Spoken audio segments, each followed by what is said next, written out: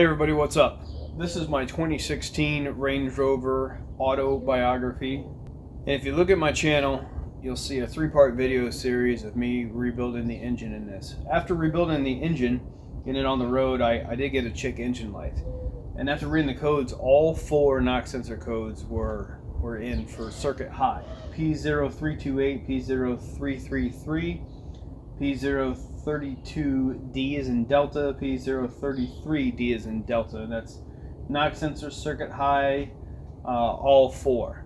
Bank 1's got 2 sensors, Bank 2's got 2 sensors.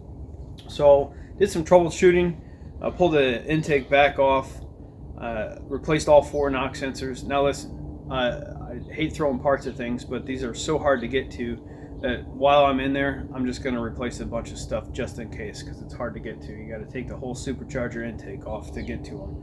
So I replaced the knock sensors, I replaced the wiring harness in there, and I was still getting the codes. All the codes came right back.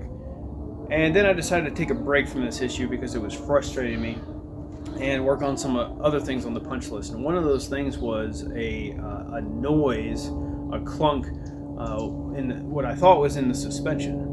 So I was taking a look at that and ended up realizing that even after bleeding the ace and everything, because that's what I thought it was, after bleeding the ace, it was still there, and looking at all the suspension stuff, everything was fine.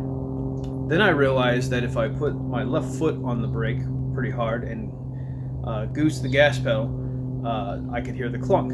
So, can't be suspension there. Then I popped the hood and took a look at it, and check this video out.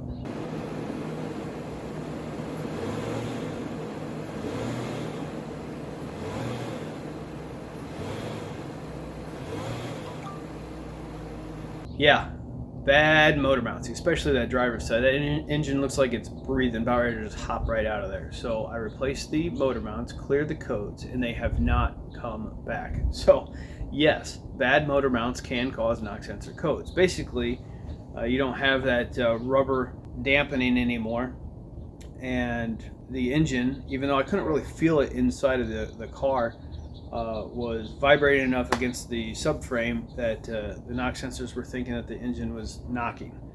So it was a false knock. Anyway, so yes, motor mounts can cause knock sensor codes. So I'm replacing these motor mounts on this Range Rover here. Here's the new one. You know, it feels pretty good. You know, nice and stiff. The old one here, well, I can spin this all the way around. You know what? This could have lasted at least another 10 miles. I'm not going to go over how to replace those knock sensors or even how to replace the motor mounts on this. If you want to see how to replace the knock sensors, look at that 3-part video series that I was talking about. I can't remember which part it is in. I'll link it down in the condition description below and give you a timestamp.